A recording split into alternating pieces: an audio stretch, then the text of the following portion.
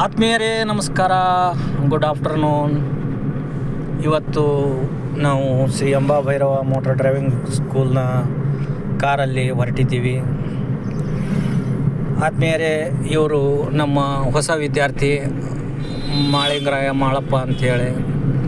ನೋಡಿ ಬಂಧುಗಳೇ, ಇವರು ಶಾಲೆನೂ ಕಲಿತಾ ಇದ್ದಾರೆ. ಅದೇ ಥರ ತಮ್ಮ ಬೇಸಾಯಕ್ಕೆ ಅನುಕೂಲ ಆಗುವಂಥ ಟ್ರ್ಯಾಕ್ಟರನ್ನು ಕೂಡ ಓಡಿಸ್ತಾ ಇದ್ದಾರೆ. ಅದ್ರ ಜೊತೆಗೆ ಕಾರಿನ ಒಂದು ಚಾಲನೆ ಕೂಡ ಬರಬೇಕು ಅಂಥೇಳಿ ಇಲ್ಲಿ ನಮ್ಮ ಸ್ಕೂಲಿಗೆ ಜಾಯ್ನ್ ಆಗಿದ್ದಾರೆ. ಇವರಿಗೆ ಎಲ್ಲರೂ ಒಂದು ವಿಶನ್ನು ಮಾಡಿ ಅಂತ ಹೇಳ್ತಾ, ಆದ್ಮೇಲೆ ಇವತ್ತು ನಾವು ಚಾಲಕರ ಬಗ್ಗೆ ಮಾತಾಡಬೇಕಂತ ನಂದು ಒಂದು ಬಯಕೆ ಇದೆ. ಆದ್ಮೇಲೆ ಚಾಲಕರು ಅಂತಂದರೆ ಅವರು ನಿರ್ಗತಿಕರಲ್ಲ.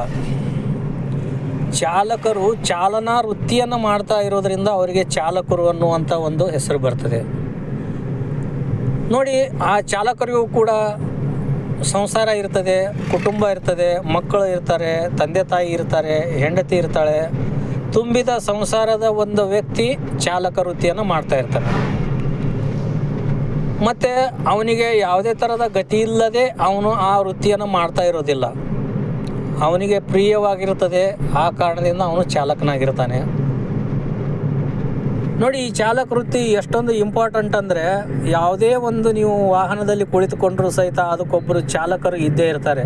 ಆ ಚಾಲಕ ಜಾಗ್ರತೆಯಿಂದ ನಮ್ಮನ್ನು ಕರೆದುಕೊಂಡು ಹೋಗಿ ಕರೆದುಕೊಂಡು ಬಂದಾಗ ಮಾತ್ರ ನಾವು ಅತ್ಯಂತ ಜಾಗರೂಕವಾಗಿ ನಾವು ನಮ್ಮ ಮನೆಗಳನ್ನು ಸೇರ್ತೀವಿ. ಅದೇ ಆ ಚಾಲಕ ಸ್ವಲ್ಪ ಅಜಾಗ್ರತೆಯನ್ನು ತೋರಿಸಿದರೆ ನಮ್ಮ ಜೀವನ ನರಕ ಸದೃಶವಾಗ್ತದೆ.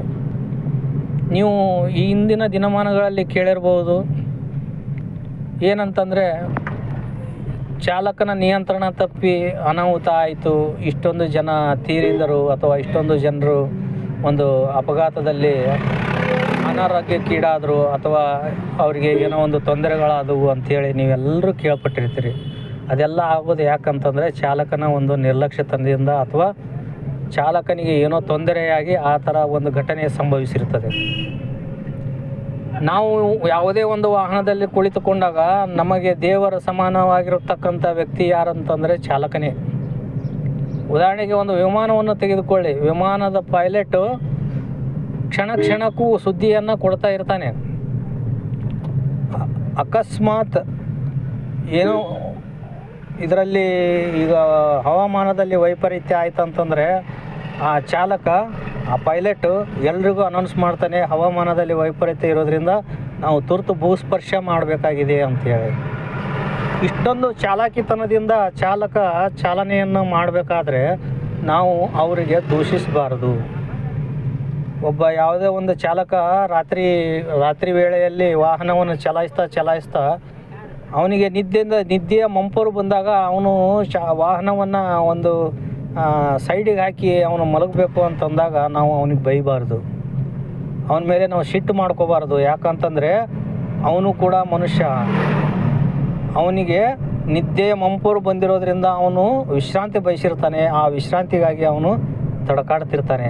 ಆದರೂ ಸಹಿತ ನಾವು ಅವನ ಮೇಲೆ ಒತ್ತಡ ಹೇರಿ ಚಲಾಯಿಸಲು ಹೇಳಿದಾಗ ಆಗುವುದೇ ಅಪಘಾತ.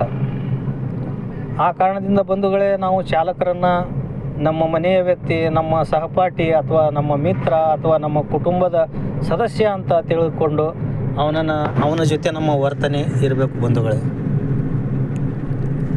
ಯಾವುದೇ ಒಬ್ಬ ಚಾಲಕ ತನ್ನ ಉದ್ದೇಶಪೂರ್ವಕವಾಗಿ ಯಾವುದೇ ಒಂದು ಅಪಘಾತವನ್ನು ಮಾಡುವುದಿಲ್ಲ. ಏನೋ ಕಣ್ತಪ್ಪಿನಿಂದ ಅಥವಾ ಅಚಾತುರ್ಯದಿಂದ ಮಾತ್ರ ಅಪಘಾತಗಳು ಸಂಭವಿಸ್ತವೆ ಅಂಥೇಳಿ ಯಾವುದೇ ಒಂದು ಚಾಲಕನ ಮೇಲೆ ನಾವು ಗೂಬೆ ಕೂಡಿಸುವುದು ಒಳ್ಳೆಯದಲ್ಲ.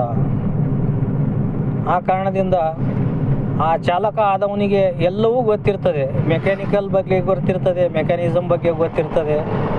ಒಬ್ಬೊಬ್ಬ ಪ್ರಯಾಣಿಕನು ಸಹಿತ ಯಾವ ಥರ ಇದ್ದಾನೆ ಅನ್ನುವಂಥ ಒಂದು ಮನಸ್ಥಿತಿಯನ್ನು ಆ ಪ್ರಯಾಣಿಕರನ್ನು ನೋಡಿದ ತಕ್ಷಣ ಕಂಡುಹಿಡಿಯುವ ವ್ಯಕ್ತಿನೇ ಈ ಚಾಲಕ.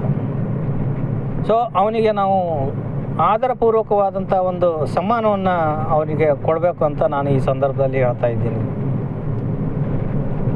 ಅದೇ ಥರ ರೋಡ್ ಸೇಫ್ಟಿ ಬಗ್ಗೆನೂ ಅವನಿಗೆ ಗೊತ್ತಿರ್ತದೆ. ರೋಡಿನ ಯಾವ ಪಕ್ಕಕ್ಕೆ ನಾವು ಹೋದರೆ ಸೇಫಾಗಿರ್ತೀವಿ ಅಂತ ಗೊತ್ತಿರ್ತದೆ, ಎಲ್ಲಿ ನಿಲ್ಲಿಸ್ಬೇಕು ಗೊತ್ತಿರ್ತದೆ, ಎಲ್ಲಿ ಯಾವ ಸ್ಪೀಡಲ್ಲಿ ಹೋಗಬೇಕು ಅಂತ ಗೊತ್ತಿರ್ತದೆ. ಈ ಎಲ್ಲ ವಿಚಾರಗಳನ್ನು ಬಲ್ಲವ ಚಾಲಕನಾಗಿರ್ತಾನೆ.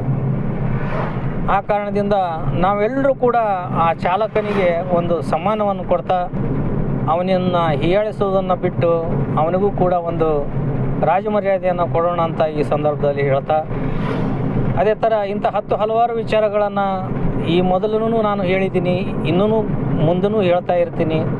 ನಮ್ಮಲ್ಲಿ ಬರ್ತಕ್ಕಂಥ ಪ್ರತಿಯೊಂದು ವಿದ್ಯಾರ್ಥಿಗೂ ಈ ಎಲ್ಲ ವಿಚಾರಗಳ ಬಗ್ಗೆ ನಾವು ಅವರಿಗೆ ಒಂದು ಮಾಹಿತಿಯನ್ನು ಕೊಡ್ತಾ ಡ್ರೈವಿಂಗನ್ನು ಕಲಿಸ್ತಾ ಇರ್ತೀವಿ. ಬಂಧುಗಳೇ, ಇಂಥ ಒಳ್ಳೆಯ ಒಂದು ಮಾರ್ಗದರ್ಶನದ ಮತ್ತು ಉತ್ತಮವಾದಂಥ ವಾಹನ ಚಾಲನಾ ತರಬೇತಿ ನಿಮಗೆ ಸಿಗಬೇಕಂದ್ರೆ ನೀವು ಅಂಬಾಭೈರವ ಮೋಟರ್ ಡ್ರೈವಿಂಗ್ ಟ್ರೈನಿಂಗ್ ಸ್ಕೂಲಿಗೆ ಬಂದರೆ ಮಾತ್ರ ಸಿಗುತ್ತೆ. ಆ ಕಾರಣದಿಂದ ಬಂಧುಗಳೇ, ನೀವಾಗಲಿ, ನಿಮ್ಮ ಮಕ್ಕಳಾಗಲಿ, ಅಥವಾ ನಿಮ್ಮ ಮಿತ್ರರಾಗಲಿ, ಅಥವಾ ಮಿತ್ರರ ಮಕ್ಕಳಾಗಲಿ, ಯಾರಿಗಾದ್ರೂ ವಾಹನ ತರಬೇತಿ ಪಡೆಯಬೇಕಂತಂದರೆ ನೀವು ಅಂಬಾಭೈರವ ಡ್ರೈವಿಂಗ್ ಸ್ಕೂಲಿಗೆ ಬಂದರೆ ನಿಮಗೆ ಅದೆಲ್ಲ ಮಾಹಿತಿ ಸಿಗ್ತದೆ. ನಮ್ಮ ಶಾಲೆ ಇರೋದು ಯೂನಿಯನ್ ಬ್ಯಾಂಕ್ ಕೆಳಗಡೆ, ದೇವರಿಪ್ಪರಿಗೆ ರೋಡ್, ತಾಳಿಕೋಟೆ. ಇಲ್ಲಿ ನನ್ನ ಮೊಬೈಲ್ ನಂಬರ್ ಇದೆ 8867373685. ಎಲ್ಲರೂ ಇದರ ಸದುಪಯೋಗ ಪಡಿತೀರಾ ಅಂತ ಅಂದ್ಕೊಂಡು ಇವತ್ತಿನ ಈ ಒಂದು ಮಾತನ್ನು ಮುಗಿಸೋಕೆ ಇಷ್ಟಪಡ್ತಾ ಇದ್ದೀನಿ. ಧನ್ಯವಾದಗಳು ಫ್ರೆಂಡ್ಸ್, ಧನ್ಯವಾದಗಳು.